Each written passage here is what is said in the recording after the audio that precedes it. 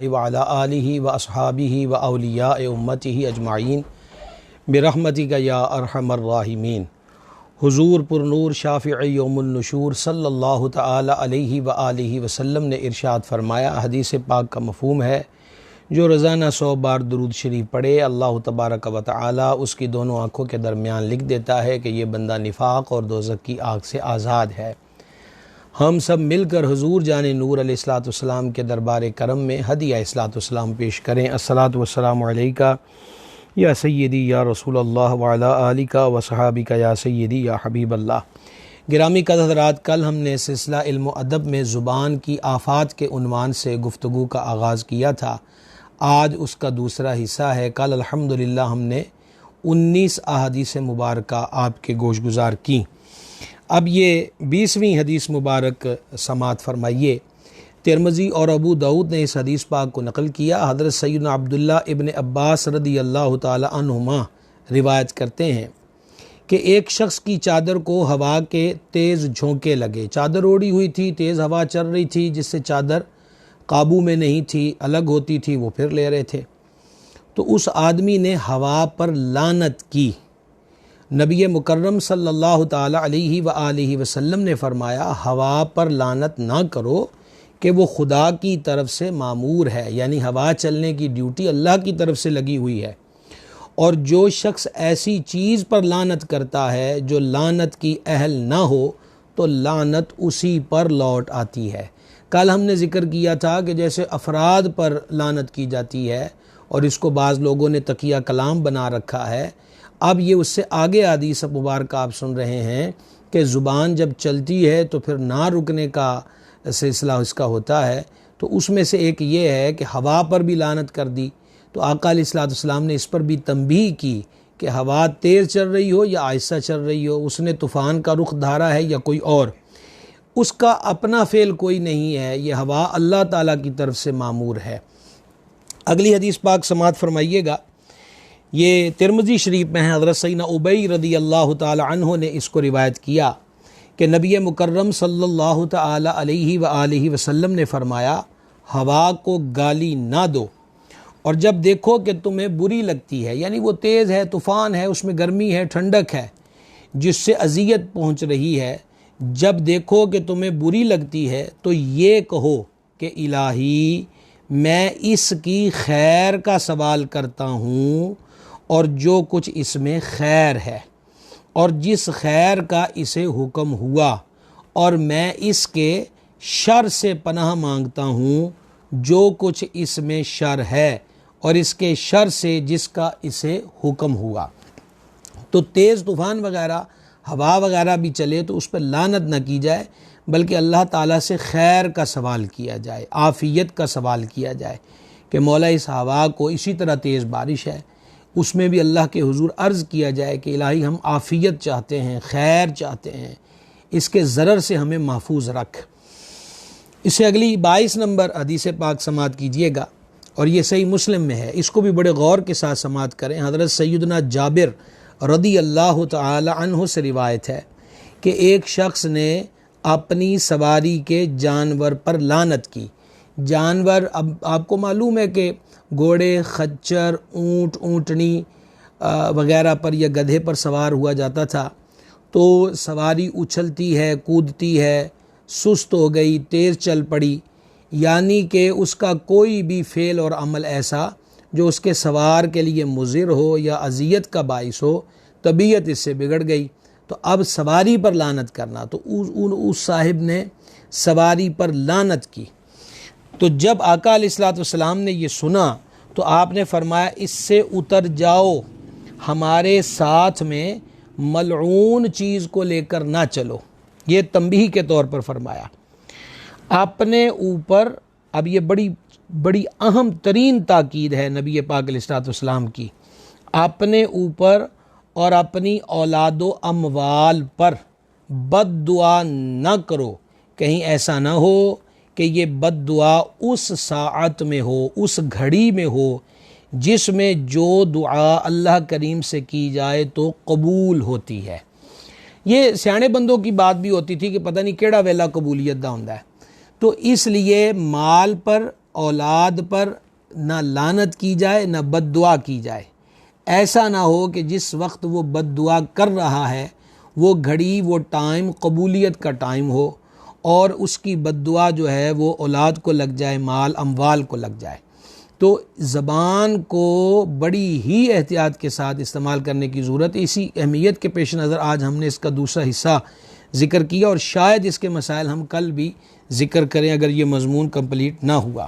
تو بہرحال مال پر، اولاد پر لعنت بھی نہ کی جائے اور بد دعا بھی نہ کی جائے۔ فرمایا ایسا نہ ہو کہ وہ ٹائم قبولیت کا ٹائم ہو اور اس سے نقصان اور ضرر پہنچے۔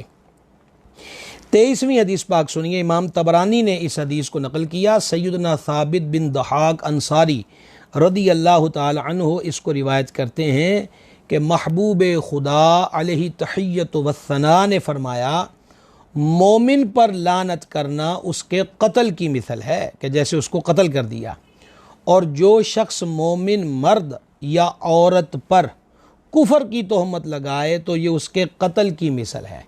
لعنت کرنا بھی قتل کرنے کی طرح ہے، اور مومن مرد کو، مومن عورت کو اس پر کفر کی تہمت لگانا کہ اس نے نہ کفر کیا ہے نہ وہ کافر ہے بلکہ وہ مومن مرد یا مومنہ عورت ہے، تو بس زبان چلی ہے، جو منہ میں آیا بولے اس کو کافر کہہ دیا، تو فرمایا یہ کافر کہنا اس کو قتل کرنے کی طرح ہے۔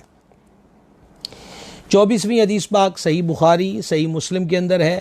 حضرت سیدنا عبداللہ ابن عمر رضی اللہ تعالی عنہما اس کو روایت کرتے ہیں، تاجدار عرب و عجم رسول مکرم صلی اللہ تعالی علیہ وآلہ وسلم نے ارشاد فرمایا، جو شخص اپنے بھائی کو کافر کہے تو اس کلمہ کے ساتھ دونوں میں سے ایک لوٹے گا۔ صدر الشریعہ اس حدیث کو نقل کر کے لکھتے ہیں، یعنی یہ کلمہ دونوں میں سے ایک پر پڑے گا۔ کل بھی یہ گزارش کی تھی کہ ایک تو عمومی طور پہ عوام میں غلط فہمی ہے کہ قرآن میں آیا ہے کہ کافر کو بھی کافر نہ کہو۔ ایسی کوئی بات قرآن پاک میں ارشاد نہیں ہوئی کہ کافر کو بھی کافر نہ کہو، اور اس کو سمجھنے کے لیے سورہ کافرون ہی پڑھ لی جائے کہ قل یا ایھا الکافرون، اے محبوب علیہ الصلوۃ والسلام فرما دیجئے کہ اے کافرو۔ تو کافر کو کافر ہی کہا جائے گا، کافر کو مومن نہیں کہا جائے گا۔ البتہ مومن کو کافر کہنے کی اجازت نہیں ہے، مومن مرد ہو یا مومنہ عورت ہو۔ تو اب مومن مرد یا مومنہ عورت کو ایک بندے نے کافر کہہ دیا تو حضور علیہ السلام فرماتے ہیں کہ یہ کفر کا جو کلمہ ہے، کافر کہنے والی جو بات ہے، دونوں میں سے ایک پر لوٹے گی، یا تو وہ واقعی کافر ہے یا پھر اس نے اس کو کافر کہا تو وہ لوٹ کر اس پر آئے گا۔ تو اس لیے یہ بے جا کی جو تکرار ہے، بغیر سوچے سمجھے کسی پر ایسی بات کو داغ دینا، اس کو معمول کا ٹمپریری حصہ نہ سمجھا جائے۔ یہ بڑا اشد معاملہ ہے اور بہت زیادہ نقصان و خسران کا باعث ہے۔ 25 نمبر حدیث پاک سماعت کیجئے، صحیح بخاری میں ہے، حضرت سیدنا ابو ذر رضی اللہ تعالی عنہ سے روایت ہے، رسول پاک صاحب لولاک سیاح افلاک صلی اللہ تعالی علیہ وآلہ وسلم نے فرمایا، جو شخص دوسرے کو فسق اور کفر کی تہمت لگائے، فسق و فجور یعنی کہ برا، فاسق، فاجر کہے یا کفر کی تہمت لگائے، اور وہ ایسا نہ ہو یعنی جس کو اس نے کافر یا فاسق و فاجر کہا تو اس کہنے والے پر لوٹتا ہے۔ اب ایک چیز بیان ہو گئی کہ لعنت کی اور اگلا بندہ لعنت کا مستحق نہیں تو لوٹ کر اس پر آئے گی۔ دوسری بات، دوسرے کو کافر کہا اور وہ مومن ہے، صحیح العقیدہ ہے، تو کفر لوٹ کر اس پر آئے گا۔ ایسے ہی کسی کو فاسق و فاجر کہا جبکہ وہ فاسق و فاجر نہیں ہے تو یہ بھی اس کہنے والے پر لوٹ کر آئے گا۔ 26 نمبر حدیث پاک ہمارے سلسلہ گفتگو کی صحیح بخاری اور صحیح مسلم کے اندر یہ حدیث شریف ہے۔ حضرت سیدنا ابو ذر رضی اللہ تعالی عنہ نے ہی اس کو روایت کیا کہ اللہ کے حبیب کریم رؤوف الرحیم صلی اللہ تعالی علیہ وآلہ وسلم نے ارشاد فرمایا، جو شخص کسی کو کافر کہہ کر بلائے یا دشمن خدا کہے، اور وہ یعنی جس کو کافر یا دشمن خدا کہا وہ ایسا نہیں ہے تو اسی کہنے والے پر لوٹے گا۔ اب یہ تیسرا جملہ بھی آ گیا، او دشمن خدا، اے تو خدا دا دشمن ہے جی، یہ بس عام روٹین کے اندر بول دیا، اور ہم اس کو اپنی گفتگو کا حصہ سمجھنے لگ گئے، ہم اس کو محض ایک مزاح اور تفریح تباہ سمجھنے لگ گئے۔ یہ نہیں پتہ، کل آپ نے حدیث پاک سنی تھی کہ بندہ کبھی ایسا لفظ اللہ کی ناراضی کا بولتا ہے کہ اس کو علم نہیں ہوتا، لیکن وہ جہنم کا مستحق ٹھہرتا ہے، اور کبھی وہ رب کی خوشنودی کی ایسی بات کہتا ہے، اس کہنے والے کو بھی علم نہیں ہوتا اور مالک اس سے راضی ہو جاتا ہے۔ 27ویں حدیث پاک سماعت کیجیے۔ صحیح بخاری میں، صحیح مسلم میں، ترمذی اور نسائی اور ابن ماجہ میں یہ حدیث پاک موجود ہے۔ حضرت سیدنا عبداللہ ابن مسعود رضی اللہ تعالی عنہ نے اس کو روایت کیا۔ تاجدار ختم نبوت، ماہ شمع رسالت، صلی اللہ تعالی علیہ وآلہ وصحبہ وبارک وسلم نے ارشاد فرمایا، مسلم سے گالی گلوچ کرنا فسق ہے اور اس سے قتال کفر ہے۔ مسلمان سے گالی گلوچ کرنا فسق ہے، گناہ ہے، اور اس سے قتال یعنی مسلمان سے لڑنا کفر ہے۔ اور یہ اس صورت میں ہوگا، ایک عام طور پہ لڑائی ہوتی ہے، ایک بندہ کسی کا مرڈر غصے میں آ کے کرتا ہے تو وہ قاتل ہے، گناہ گار ہے، اللہ کی رحمت سے دور ہے۔ لیکن اگر کوئی مسلمان کا قتل حلال سمجھ کر کرے اور اس کا قتل شریعت میں جائز نہ ہو، مثلا قتل کے بدلے قتل قصاص رکھا ہمارے دین متین نے، تو وہ بھی یہ نہیں ہوگا کہ پبلک قتل کے بدلے میں قتل کرے گی، قاضی اسلام کے ہاں یہ مقدمہ جائے گا اور ثبوت ثابت ہونے کے بعد اس کو اس کے قصاص میں قتل کیا جائے گا، حد قاضی اسلام لگائے گا۔ اب کسی کے کفر، مسلمان کے قتل کو جائز سمجھنا کہ میرے لیے جائز ہے اور حالانکہ جائز نہیں تو یہ کفر ہے، اس کی طرف اس حدیث پاک میں ارشاد فرمایا گیا کہ مسلمان سے قتال کفر ہے۔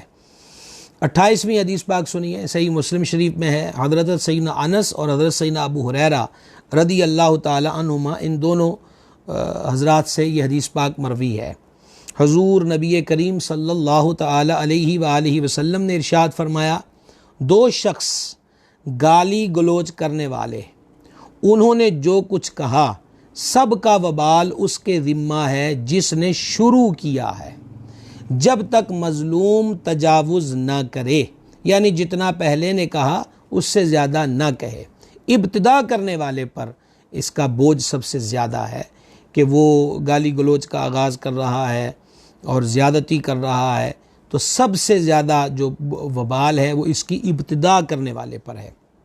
29 نمبر حدیث پاک ہے، امام طبرانی نے اس حدیث کو نقل کیا، حضرت سیدنا سمرہ بن جندب رضی اللہ تعالی عنہ سے روایت ہے، آقا کریم رؤوف الرحیم رحمت للعالمین خاتم النبیین صلی اللہ تعالی علیہ وآلہ وسلم نے ارشاد فرمایا کہ اگر کوئی کسی کو برا بھلا کہنا ہی چاہتا ہے تو نہ اس پر افترا کرے، نہ اس کے والدین کو گالی دے، نہ اس کی قوم کو گالی دے۔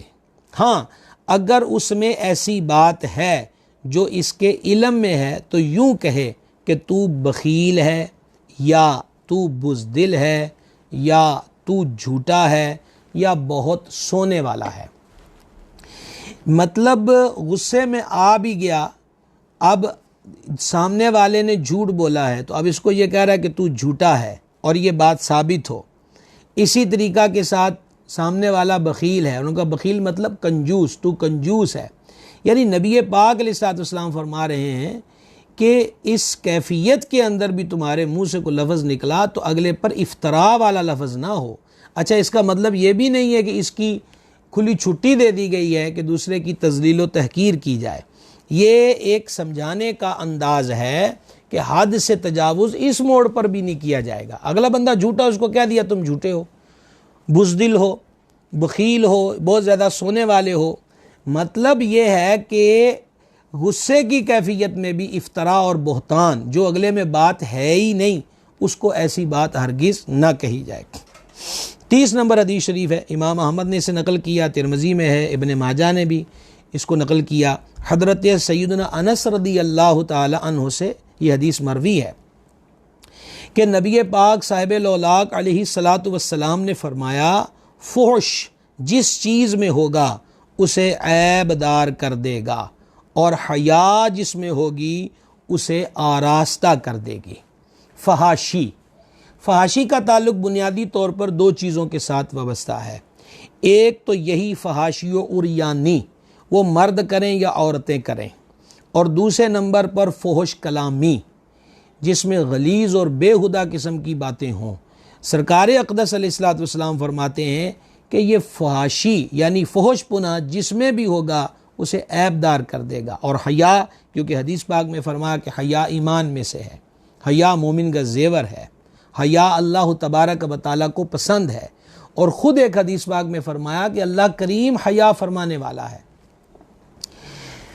31 نمبر حدیث پاک سماعت کیجئے، صحیح بخاری اور صحیح مسلم میں یہ حدیث پاک ہے۔ ام المؤمنین مخدومۃ المسلمین محبوبائے محبوب رب العالمین حضرت سیدتنا صدیقہ بنت صدیق اکبر رضی اللہ تعالی عنہما نے اس حدیث پاک کو روایت کیا کہ مصطفیٰ جان رحمت شفیع امت صلی اللہ تعالی علیہ وآلہ وسلم نے ارشاد فرمایا، اللہ تعالیٰ کے نزدیک قیامت کے دن سب لوگوں میں بدتر مرتبہ اس کا ہے کہ اس کے شر سے بچنے کے لیے لوگوں نے اسے چھوڑ دیا ہو، اور ایک روایت میں ہے کہ اس کے فحش سے بچنے کے لیے لوگوں نے اسے چھوڑ دیا ہو۔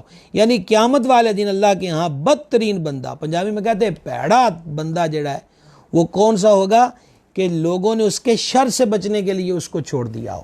شر قول کا بھی ہوتا ہے اور شر فعل کا بھی ہوتا ہے۔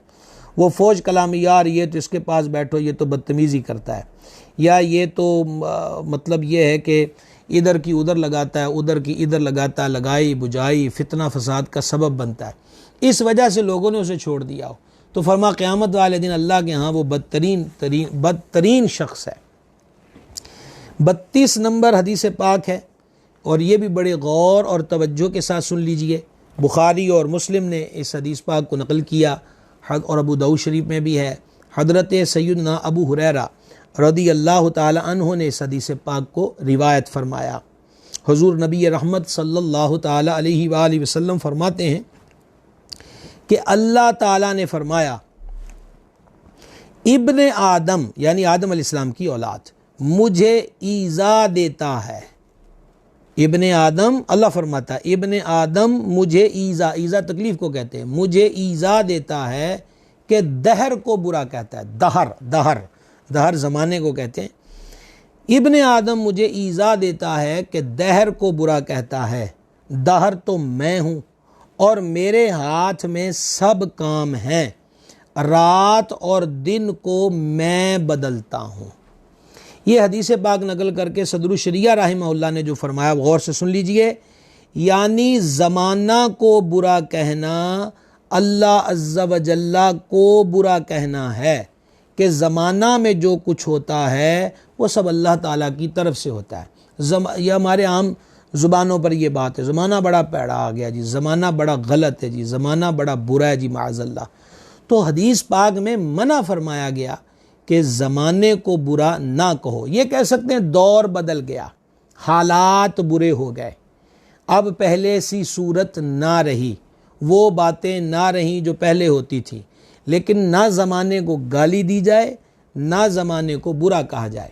قرآن پاک کی مشہور سورہ ہے سورہ عصر، اللہ فرماتا والعصر ان الانسان لفی خسر، عصر کی قسم۔ اس کا ایک عصر سے مراد نماز عصر بھی ہے، اور عصر سے مراد زمانہ محبوب علیہ الصلوۃ والسلام بھی ہے۔ ایک ہمارے عام لفظ بولے جاتے حضور کے زمانے میں، حضور کے دور میں ایسا ہوتا تھا، تو ہم اسے کہتے ہیں ظاہری حیات پاک میں ایسا ہوتا تھا، وگرنہ یہ دور بھی سرکار کا دور ہے، یہ زمانہ بھی نبی پاک صلی اللہ تعالیٰ علیہ وسلم کا زمانہ ہے۔ اچھا، اسی طرح عمومی لفظ بول دیتے ہیں موسم خراب ہو گیا، تو جس طرح آپ نے پیچھے حدیث پاک سنی کہ ہوا پر لعنت نہ کرو، وہ تو اللہ کی مرضی سے چلتی ہے۔ اب موسم گرم آ گیا یا ٹھنڈا آ گیا، تو یوں کہیے کہ موسم بدل گیا، موسم ٹھنڈا ہو گیا، موسم گرم ہو گیا۔ بادل آئے ہیں تو بولے بادل آ چکے ہیں گہرے، ٹھیک ہے، اور سخت گرمی آ گئی تو بولے بہت شدید گرمی ہے۔ یہ نہ کہا جائے کہ موسم خراب ہو گیا، اللہ کی بنائی ہوئی چیز ہے، تو ہمارے ہاں یہ عام طور پہ لفظ بولا جاتا ہے موسم خراب ہو گیا، یوں کہیے موسم بدل گیا، موسم میں تبدیلی آ گئی، یہ وہ ٹھنڈا ہے ٹھنڈا کہیے، گرم ہے گرم کہیے، ہوا ہے تو ہوا کا کہیے، بادل آئے تو بولے بادل آ گئے، لیکن موسم کو بھی خراب نہ کہا جائے۔ اور اس حدیث پاک کو پھر محفوظ کر لیں ذہنوں میں کہ زمانے کو برا نہیں کہنا، زمانہ بدل گیا ہے یہ کہہ لیجئے، دور بدل چکا ہے یہ کہہ لیجئے، لیکن زمانے کو گالی نہ دی جائے۔ 33 نمبر حدیث پاک صحیح مسلم میں ہے، حضرت سیدنا ابو ہریرہ رضی اللہ تعالی عنہ نے اس حدیث پاک کو روایت کیا۔ رحمت للعالمین خاتم النبیین صلی اللہ تعالی علیہ وآلہ وسلم نے ارشاد فرمایا، جب کوئی شخص یہ کہے کہ سب لوگ ہلاک ہو گئے تو سب سے زیادہ ہلاک ہونے والا یہ ہے جو ایسا کہتا ہے۔ یہ حدیث پاک نقل کر کے حضور سیدی صدر الشریعہ رحمہ اللہ لکھتے ہیں، یعنی جو شخص تمام لوگوں کو گناہ گار اور مستحق نار یعنی دوزخ کا مستحق بتائے تو سب سے بڑھ کر گناہ گار یہ خود ہے کہ وہ جی سارے لوگ ہی جہنمی ہو گئے جی، سارے لوگ ہی پیڑے ہو گئے جی، سارے لوگ ہی برے ہو گئے جی۔ اس کو کہنے کا کیا حق حاصل ہے کہ سب لوگوں کو یعنی کل کے کل لوگوں کو وہ برا کہنے لگ جائے اور مستحق نار؟ فرمایا یہ خود ہلاک ہو گیا، یہ غلط بات کہہ کر وہ خود ہلاک ہو گیا۔ 34 نمبر حدیث پاک صحیح بخاری و مسلم میں یہ حدیث پاک ہے، حضرت سیدنا ابو ہریرہ رضی اللہ تعالیٰ عنہ نے اس کو روایت کیا۔ جانے جانا صلی اللہ تعالی علیہ وآلہ وسلم نے فرمایا، سب سے زیادہ برا قیامت کے دن اس کو پاؤ گے جو ذو الوجہین ہو۔ دو ذو الوجہین کس کو کہتے ہیں؟ دو منہ والا، دو رخا، دو گلا۔ صدر الشریعہ اس حدیث پاک کو لکھ کر فرماتے ہیں یعنی دو رخا آدمی، دو منہ والا دو رخ والا آدمی، کہ ان کے پاس ایک منہ سے آتا ہے اور ان کے پاس دوسرے منہ سے آتا ہے، یعنی منافقوں کی طرح کہیں کچھ کہتا ہے اور کہیں کچھ کہتا ہے، یہ نہیں کہ ایک طرح کی بات سب جگہ کہے۔ ایسے بندے کو دو رخا اور عربی میں ذو الوجہین کہتے ہیں۔ اور نبی پاک علیہ السلام نے فرمایا قیامت والے دن تم سب سے زیادہ برا اس شخص کو پاؤ گے جو دو منہ والا ہے۔ یہ بڑی ہیرا پھیری کی بعض لوگوں کی طبیعت میں ہیرا پھیری سما جاتی ہے، آدھی بات دبا لی، آدھی بات ادھر کر دی، آدھی ادھر کر دی، فتنے کی آگ کو ہوا دی۔ اچھا، دوسرے نمبر پر کبھی دوسرے پر شو کرنے کے لیے کہ ہم بڑے نیکوکار ہیں اور ہم تو جناب بڑے کوئی دین کی خدمت کا مطلب کہ فریضہ ادا کر رہے ہیں، بس جی وہ یعنی اشارے کنائے کے اندر دوسرے کے لیے ایسی بات کہنا جو اس کے لیے نقصان کا باعث ہو۔ اب اس کو بھی لوگ پتہ نہیں بہت بڑا کو دینی فریضہ سمجھ کے معاذ اللہ سر انجام دیتے ہیں اور فتنوں کو ہوا دیتے ہیں، شر کو پھیلاتے ہیں اور بدگمانیوں کو رواج دیا جاتا ہے۔ تو یہ سب سے برا بندہ ہے دو رخا، دو رخا آدمی، الامان والحفیظ، اللہ تعالیٰ محفوظ رکھے۔ یہ منافقوں کی خصلت بد ہے کہ ادھر جائیں تو اللہ تعالیٰ نے سورہ بقرہ میں فرمایا نا کہ جب ایمان والوں کے پاس آتے ہیں تو ان کو کہتے ہیں کہ ہم تو تمہارے ساتھ ہیں، وَإِذَا خَلَوْا إِلَىٰ شَيَاطِينِهِمْ، اور جب اپنے شیطانوں کے پاس جاتے ہیں تو ان کو کہتے ہیں ہم تو ان سے مذاق کر رہے تھے۔ تو یہ دو رخا آدمی بڑا بڑا بڑا پیڑا بندہ ہوتا ہے، اور حدیث پاک میں فرمایا قیامت والے دن تم اسے سب سے زیادہ بدتر پاؤ گے، برا پاؤ گے۔ اور سنن دارمی کے اندر حضرت سیدنا عمار بن یاسر رضی اللہ تعالی عنہما سے جو حدیث ہے اس میں ہے کہ حضور اقدس علیہ الصلاۃ والتسلیم نے فرمایا جو شخص دنیا میں دو رخا ہوگا قیامت کے دن آگ کی زبان اس کے لیے ہوگی۔ اور ابو داؤد شریف کے اندر جو حدیث ہے اس میں ہے کہ اس کے لیے دو زبانیں آگ کی ہوں گی، معاذ اللہ تعالیٰ۔ یہ جب آگ کی بات آتی ہے تو شاید ہمارے ذہنوں میں ماچس کی تیلی کی آگ یا چولہے میں اور سلنڈر کی جلنے والی آگ نظر آتی ہے۔ معاذ اللہ، جہنم کی آگ بہت شدید ہے اور کسی کا سہنے کا یارہ ہی کوئی نہیں، قوت ہی ہمت ہی کوئی نہیں اس کو سہ سکے۔ اللہ ہمیں بچا لے اپنے محبوب کے صدقے میں علیہ الصلاۃ والسلام۔ 36 نمبر حدیث پاک سماعت کیجیے۔ یہ حدیث مبارک صحیح بخاری اور صحیح مسلم میں ہے۔ حضرت سیدنا حذیفہ رضی اللہ تعالی عنہ نے اس کو روایت کیا۔ بیان فرماتے ہیں کہ میں نے آقا کریم صلی اللہ تعالی علیہ وآلہ وسلم کو یہ فرماتے سنا کہ جنت میں چغل خور نہیں جائے گا۔ یہ زبان کی آفتوں میں سے اگلی آفت، لعنت کرنے کی بات بھی ہو گئی، دوسرے کو کافر کہنے والی بات بھی ہو گئی، اور دوسرے کو فاسق و فاجر کہنے والی بات بھی ہو گئی، یا جانور پر لعنت کرنا، یا معاذ اللہ زمانے کو برا کہنا، یہ ساری زبان کی آفتیں ہیں۔ تو اب اس میں ذکر ہو رہا ہے چغل خور کا، فرمایا جنت میں چغل خور نہیں جائے گا۔ 37 نمبر حدیث شریف ہے، امام بہقی نے اسے شعب الایمان میں نقل کیا۔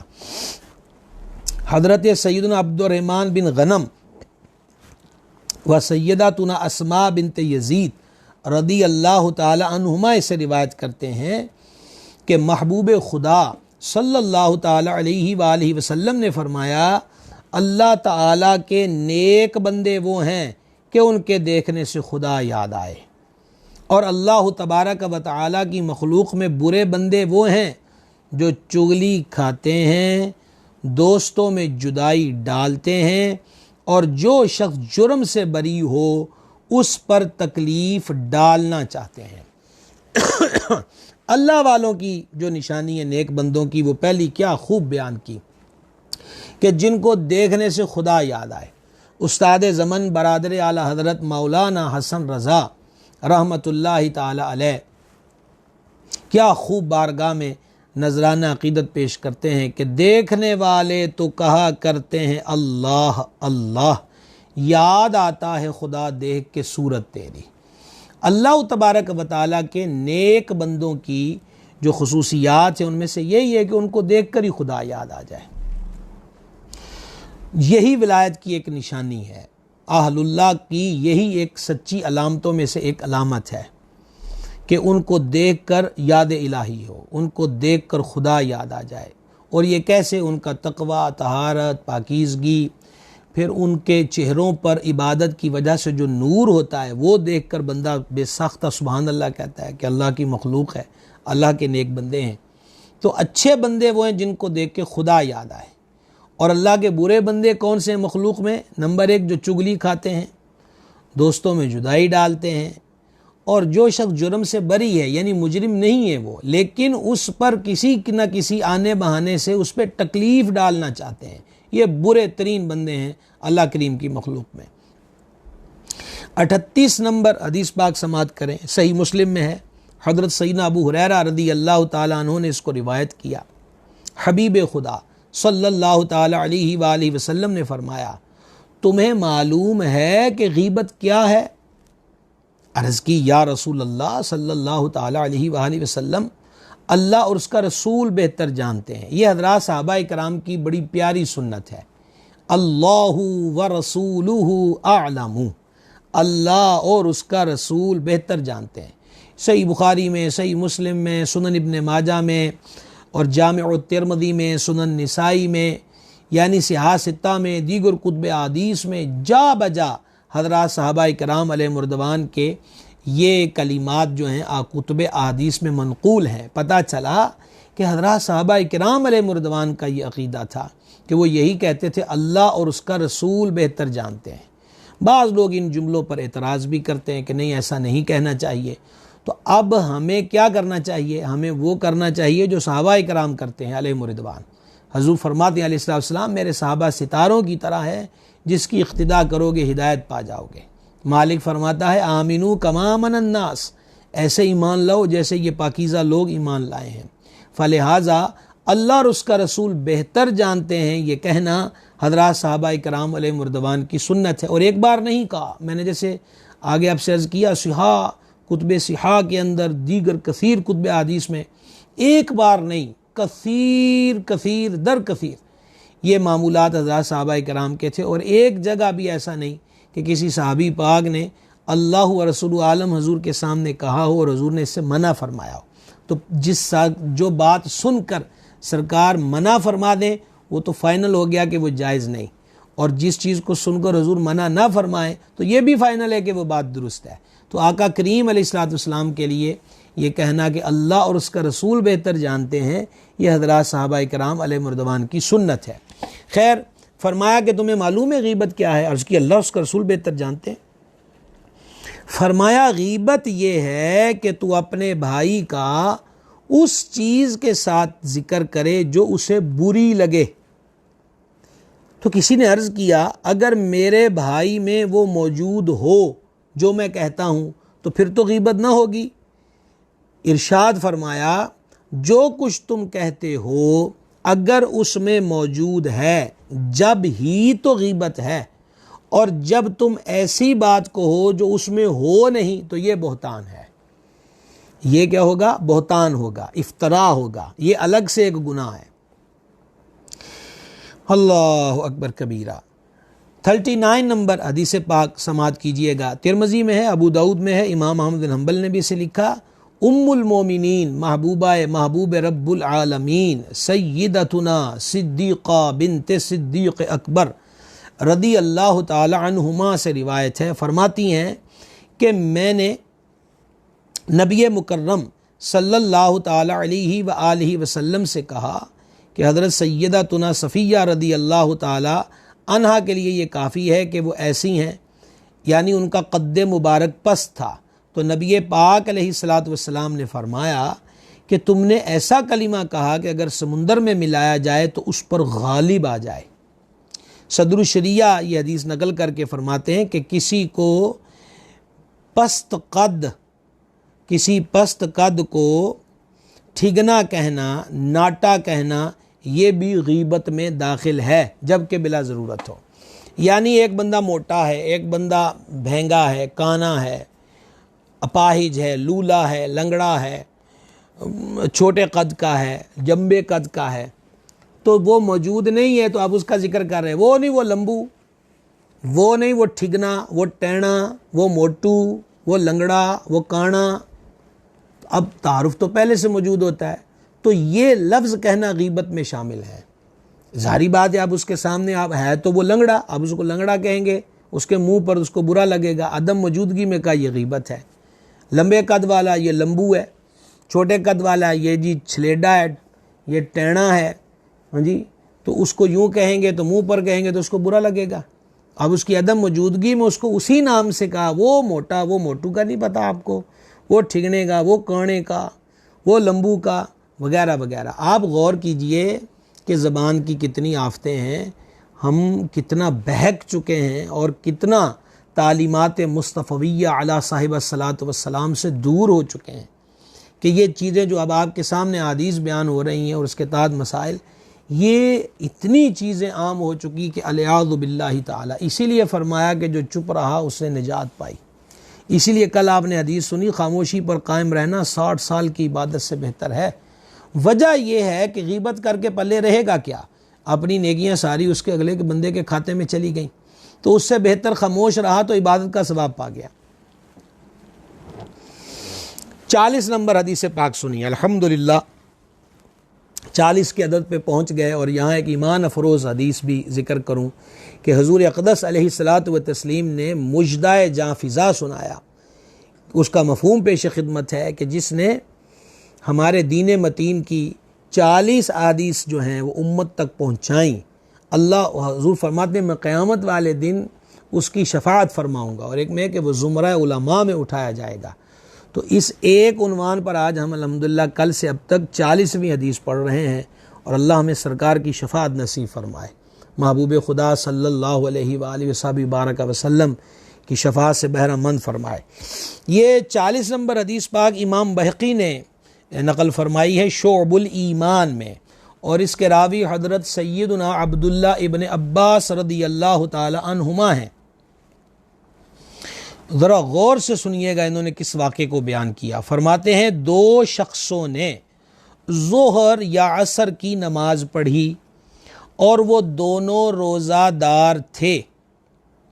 جب نماز پڑھ چکے تو نبی کریم صلی اللہ تعالی علیہ وآلہ وسلم نے فرمایا تم دونوں وضو کرو اور نماز کا اعادہ کرو یعنی دوبارہ پڑھو، اور روزہ پورا کرو یعنی جو افطار تک کا وقت باقی ہے روزے کی حالت میں رہو، اور دوسرے دن اس روزہ کی قضا کرنا، وضو کرو، نماز دوبارہ پڑھو، اسی حالت پر افطار تک رہو کہ تمہارا روزہ ہے، لیکن کل اس کی قضا کرنا۔ عرض کی یا رسول اللہ علیہ الصلوۃ والسلام یہ حکم کس لیے ہے؟ ارشاد فرمایا تم نے فلاں شخص کی غیبت کی ہے۔ اللہ اکبر کبیرہ۔ 41 نمبر حدیث پاک سنیے، ترمذی شریف کی یہ حدیث پاک ہے۔ ام المومنین مخدومۃ المسلمین سیدتنا صدیقہ بنت صدیق اکبر رضی اللہ تعالی عنہما اس کو روایت فرماتی ہیں کہ حضور پر نور صلی اللہ تعالی علیہ وآلہ وسلم نے فرمایا میں اس کو پسند نہیں کرتا کہ کسی کی نقل کروں اگرچہ میرے لیے اتنا اتنا ہو۔ یہ حدیث نقل کر کے صدر الشریعہ آگے لکھتے ہیں یعنی نقل کرنا دنیا کی کسی چیز کے مقابل میں درست نہیں ہو سکتا۔ مذاقاً کسی کا مذاق، اب مثلا کو توتلا ہے، اس کی زبان میں لکنت ہے، اب یہ بھی کہتے تھتھا، وہ جو تھتھا ہے، اب اس کی نقل اتار کے لوگوں کو ہنسانے کے لیے، یہ بھی غیبت کے اندر داخل ہے اور اس کی بھی ممانعت ہے۔ اچھا، اب اچھوں کی نقل یہ تو ہو سکتا ہے کہ جیسے کوئی ثنا خواں ہے یا قاری قرآن ہے یا کوئی خطیب و واعظ ہے تو اس کے طرز کو، اس کے انداز کو اپنا کر کوئی پڑھے اور وہ نعت اقدس کے طور پہ پڑھے، وہ واعظ نصیحت کے طور پہ کرے اور وہ خیر کے پہلو سے کرے۔ ہاں اگر اس کے طریقے میں عیب پایا جاتا ہے تو اب اس سے مراد اس کا مضحکہ اڑانا ہے تو یہ بالکل ناجائز ہوگا۔ 42 نمبر حدیث پاک سماعت کیجئے، امام بہقی نے اسے شعب الایمان میں نقل کیا۔ سیدنا ابو سعید و سیدنا جابر رضی اللہ تعالی عنہما نے اس کو روایت کیا۔ حضور اکرم الاولین والآخرین سید الشافعین خاتم النبیین صلی اللہ تعالی علیہ وآلہ وسلم نے ارشاد فرمایا غیبت زنا سے بھی زیادہ سخت چیز ہے۔ عرض کی یا رسول اللہ صلی اللہ تعالی علیہ وآلہ وسلم زنا سے زیادہ سخت غیبت کیوں کر ہے، یعنی اس کی وجہ کیا ہے؟ فرمایا کہ مرد زنا کرتا ہے پھر توبہ کرتا ہے، اللہ تعالیٰ اس کی توبہ قبول فرماتا ہے، اور غیبت کرنے والے کی مغفرت نہ ہوگی جب تک کہ وہ معاف نہ کر دے جس کی غیبت کی ہے۔ اچھا، یہاں چونکہ سمجھانا مقصود تھا تو اب یہاں پر معاذ اللہ بعض لوگ ان چیزوں کو بھی بڑے غلط انداز کے اندر لے کر غلط انداز پر پھیلانے کی کوشش کرتے ہیں۔ اصل چیز یہ ہے، ایک گناہ یہ ہے کہ جس کا تعلق بندے کا اپنی ذات کے ساتھ ہے، مثلا نماز قضا کرنا گناہ ہے، روزے چھوڑنا بغیر عذر کے گناہ ہے۔ اسی طریقے سے معاذ اللہ جیسے زنا کا تذکرہ ہوا گناہ ہے، حرام افعال ہیں، لیکن یہاں کی جو توبہ ہے اس توبہ میں وہ ڈائریکٹ اللہ سے رجوع کرے گا، اللہ کے حضور توبہ کا سوال کرے گا، معافی مانگے گا۔ بعض گناہ وہ ہیں جن کا تعلق دوسرے کے حقوق سے جڑا ہوا ہے۔ جب ایسے گناہ ہوں کہ جن کا تعلق دوسرے کے حق سے جڑا ہو تو اب وہاں پرابلم یہ ہے کہ جب تک وہ معاف نہ کرے گا معافی نہیں ملے گی۔ مثال کے طور پر اب کسی کا پیسہ دبایا ہے تو اللہ کے دربار میں توبہ کرے، یا اللہ میں نے فلاں کا پیسہ دبایا ہے مجھے معاف کر دے، معافی نہیں ملے گی۔ کیوں؟ یہ معافی پیسے کے مالک سے ملے گی۔ خیانت کی ہے وغیرہ وغیرہ، اس سے ریلیٹڈ جتنی بھی باتیں ہیں، مثلا چور توبہ کرے تو اس پر یہ بھی لازم ہے جن کا مال لوٹا ان کو واپس کرے۔ تو اس لیے یہاں پر فرمایا گیا کہ وہاں تو توبہ کر لے گا تو مالک کی مرضی پر ہے وہ قبول فرما لے، لیکن غیبت جس کی ہے جب تک وہ معاف نہیں کرتا اس بندے کو معافی نہیں ملے گی۔ اور صدر الشریعہ نے مزید حدیث نقل کی کہ سیدنا انس رضی اللہ تعالی عنہ سے روایت ہے کہ زنا کرنے والا توبہ کرتا ہے اور غیبت کرنے والے کی توبہ نہیں ہے۔ اس سے مراد وہی ہے کہ وہ معاف کرے گا پھر بھی یہ توبہ کرے اللہ تبارک و تعالیٰ کے دربار کے اندر۔ 43 نمبر حدیث پاک سماعت کر لیجئے۔ امام بہقی نے اس کو نقل کیا اور سیدنا انس رضی اللہ تعالی عنہ سے روایت ہے کہ تاجدار ختم نبوت صلی اللہ تعالی علیہ وآلہ وسلم نے ارشاد فرمایا، غیبت کے کفارہ میں یہ ہے کہ جس کی غیبت کی ہے اس کے لیے استغفار کہے، یہ کہے اللہم اغفر لنا ولہ، الہی ہمیں اور اسے بخش دے۔ یہ بھی ایک طریقہ ہمارے مرشد کریم حضور سیدی و سندی بدر طریقت پیر محمد عبدالرشید قادری رضوی رحمۃ اللہ تعالی علیہ رات کو سونے سے پہلے کچھ اعمال کی ترغیب ارشاد فرمایا کرتے تھے۔ ان میں سے ہمارے حضرت صاحب سرکار رحمۃ اللہ علیہ یہ بھی فرماتے تھے کہ یہ دعا یہ کہنا چاہیے سونے سے پہلے کہ اللہ تبارک و تعالی تمام مسلمان مردوں تمام مسلمان عورتوں کی بخشش فرمائے۔ اچھا، تو اب اس کے اندر بھی حدیث پاک میں اصل میں بزرگوں کی تعلیمات حدیث پاک سے لی ہوتی ہیں، تو آقا علیہ الصلوۃ والسلام نے ایک غیبت کا کفارہ یہ بیان کیا ہے کہ اس کے لیے بخشش کی دعا مانگے۔ اب مثال ہم نے کہیں ہوگی غیبتیں کی، وہ فوت ہو گئے، تو اب کیا کریں، کیسے معافی لیں؟ تو پھر اس کے لیے دعا کرے، یا اللہ اسے بخش دے، مجھے بھی بخش دے، اسے بھی بخش دے، میری بھی مغفرت کر دے، اس کی بھی مغفرت کر دے۔ اس سلسلے کو وہ اپنے سامنے رکھے۔ گرامی قدر حضرات، آج یہ 43 احادیث مبارکہ پر ہم پہنچ چکے۔ ابھی اور بہت ساری باتیں اس عنوان کے ساتھ ریلیٹڈ ہیں اور وابستہ ہیں۔ بہت زیادہ کوشش کی جائے کہ اس زبان کو اللہ رسول کی یاد میں مصروف رکھا جائے۔ تلاوت قرآن کریں گے، کلمہ شریف پڑھیں گے، استغفار پڑھیں گے، درود شریف پڑھیں گے، زبان اچھے کاموں میں مصروف رہے گی، اور جب اس زبان کو خیر کی سعادت ملتی رہے گی تو انشاءاللہ عز و جل شر سے بچتا بندہ رہے گا۔ تو اب تک کی باتوں کا خلاصہ یہ ہوا کہ مسلمان کو کافر نہ کہے، اس کو فاسق و فاجر کی تہمت نہ لگائے، دوسرا یہ کہ دوسرے پہ لعنت نہ کرے، تیسرا یہ کہ زمانے کو برا نہ کہے، چوتھا یہ کہ ہوا پہ لعنت نہ کرے، پانچواں یہ کہ سواری پہ لعنت نہ کرے۔ تو سواری پر یہ بھی ہو سکتا ہے موٹر سائیکل سٹارٹ نہیں ہو رہا، گاڑی سٹارٹ نہیں ہو رہی، خراب ہو گئی، اور اس گڈی تے لعنت ہے، ایسا نہ کہے، اللہ تعالیٰ کا ذکر کرے، اللہ تبارک و تعالیٰ سے خیر کا سوالی ہو۔ اب اسی پر سوار ہونا، اسی پر لعنت کرے گا تو وہ آپ نے حدیث پاک سن لی، فرمایا ملعون چیز ہمارے ساتھ لے کر مت چلو۔ تو ان چیزوں کی سختی کے ساتھ تھوڑی تھوڑی توجہ کرتے ہوئے احتیاط کی جائے۔ سچی بات یہ ہے کہ بزرگوں نے جو فرمایا کہ بولنے سے پہلے تول لیا جائے، اور اگر یہ عادت پڑ جائے تو انشاءاللہ عز و جل بہت ساری غلطیوں سے بچا جا سکتا ہے، بہت ساری خیر جو ہے وہ سمیٹی جا سکتی ہے۔ آج کے سلسلے کو لازم طور پہ شیئر کریں کہ آپ خود ہی اندازہ لگا لیں کہ جو باتیں اور مسائل آج ذکر ہوئے ہیں وہ کتنے ضروری ہیں، اور زیادہ سے زیادہ کیونکہ ہمارا مشن جو ہے وہ ہم نے کو پیج یا یوٹیوب چینل جو ہے وہ الحمدللہ کو ہم نے کو پیسے ویسوں کے لیے نہیں بنایا ہوا، یہ ایک تبلیغ کا ذریعہ سمجھ کر، اللہ نیتوں کو بہتر جانتا ہے اور اللہ ہماری نیتوں کو خیر کی طرف ہی رکھے۔ تو نہ اس سے کو مقصود کو بام شہرت ہے، سرکار کے سگوں میں شمار ہوتا ہے، دنیا جانتی ہے۔ اصل یہی ہے کہ جو باتیں عموماً